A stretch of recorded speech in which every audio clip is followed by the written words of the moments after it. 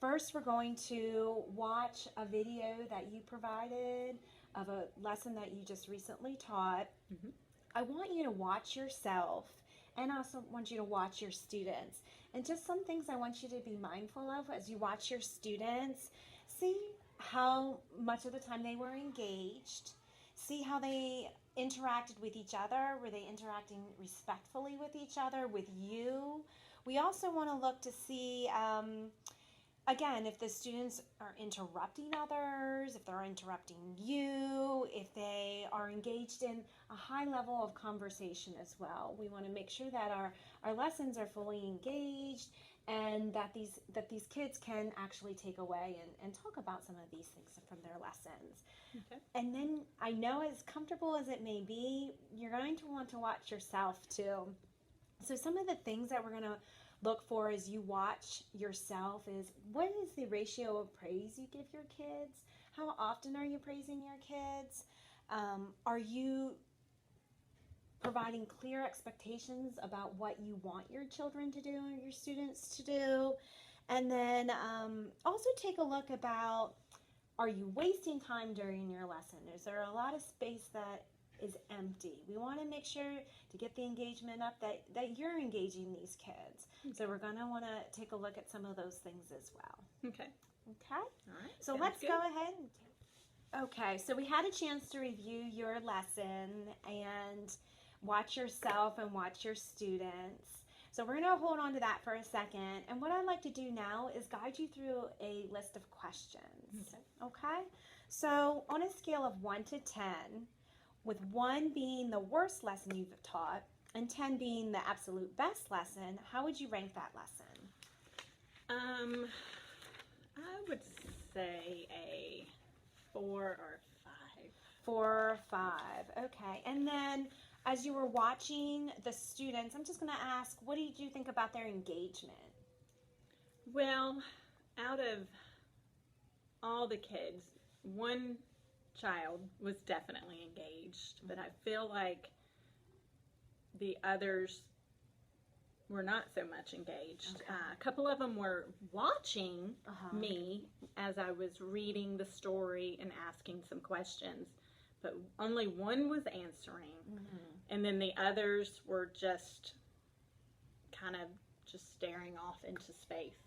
And did you feel like you were keeping the lesson moving? Did you have it filled, packed, so there wasn't a chance for that disengagement?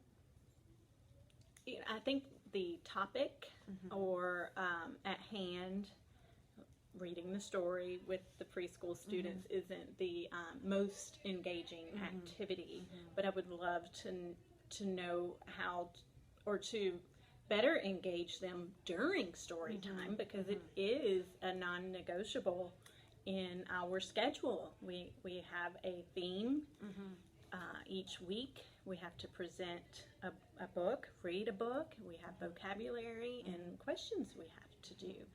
But since it's not a highly preferred activity, a lot of the children seem to just zone out when it comes time for story time. And that's a lot for a preschool population, especially children who struggle with language and liking books. Yeah.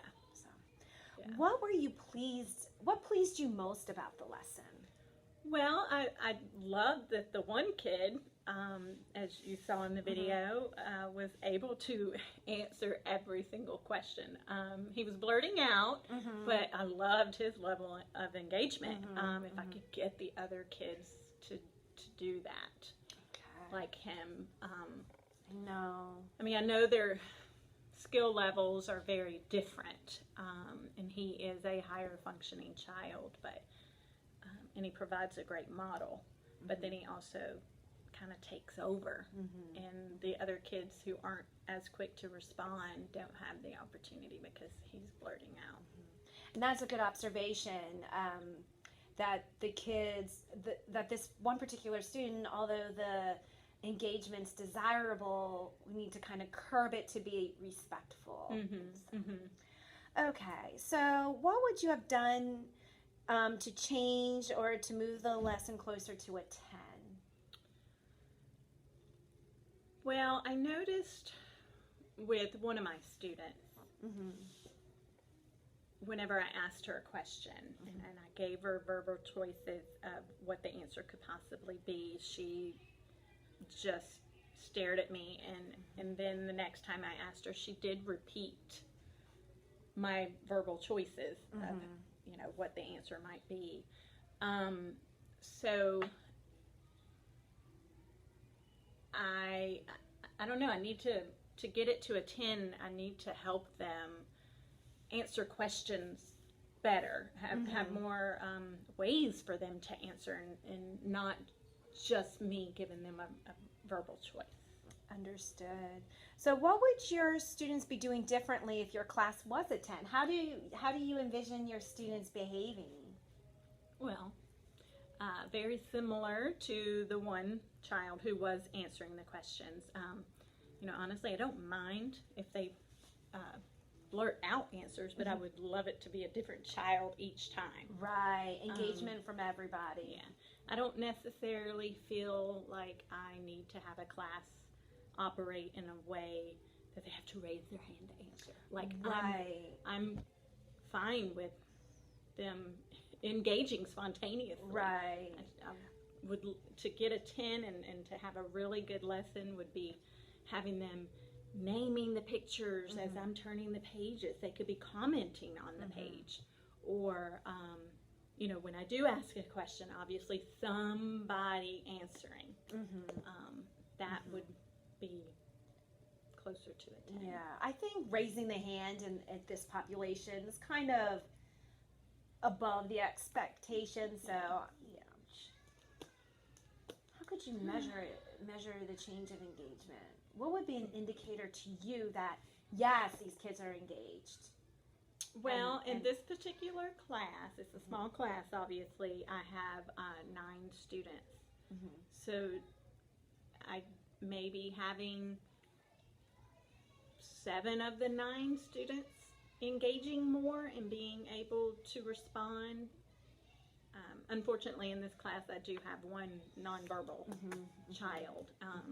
But I would love to provide him at least with some way of maybe indicating that he's understanding what we're talking about, maybe about vocabulary. I know he might not be able to answer questions, but teaching vocabulary. Okay, so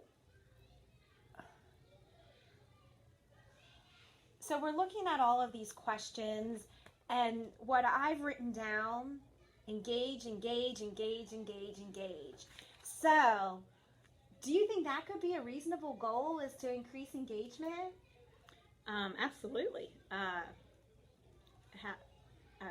would love to know how I can get there. Sure. If you could hit that goal, would it? I mean, it would be meaningful for you. It would be meaningful for you. To have more than half of the kids engaging appropriately, equally, during story time, since it's a non-preferred activity for them, to increase that engagement among at least half of the kids. That'd be wonderful, wouldn't it? Especially with it being non-preferred, to increase engagement. What teaching strategy do you think you could use to hit this goal? So we want to increase engagement. We talked a lot about the students having different skill levels. I definitely have to differentiate a lot with them. I feel I need to do that better. You know, in the video, I did have the questions on the board so they could see the pictures that correlated with the question. But as in the video, just the one child was really answering. And, you know, I had the one, if you remember the one child, I had her answer the question, but all she wanted to do was point. She wouldn't pair a verbal response with the pointing. So I think you have some really good strategies and ideas about how to get all these children engaged. And if I'm hearing correctly, you're going to look to differentiate your instruction. So maybe providing what's acceptable to each student, maybe through the use of a smart board, through the notebooks. Also, maybe engaging with low-tech pictures and getting down to the level that each child needs, so everyone could be engaged. I think you have some great ideas. I think that if you implement some of these things, I think engagement will be up, and you'll feel better about the lesson and the way that you're presenting the material to the students. So I think there's some good ideas here. To increase engagement, going to differentiate, provide maybe a different avenue through the use of technology to get this interest level up and to get this engagement level up and to meet the kids where they're at. Yeah, that sounds good. Yeah. I think that's a good plan. Yeah. I think we're going to make this a preferred activity. Yeah, that would be awesome. All right. To get the kids liking story time. Good. Yeah. So what we'll do is we'll implement some of these things, and then we'll meet back in a couple of weeks and see where we're at. Okay. Okay. Sounds good. All right.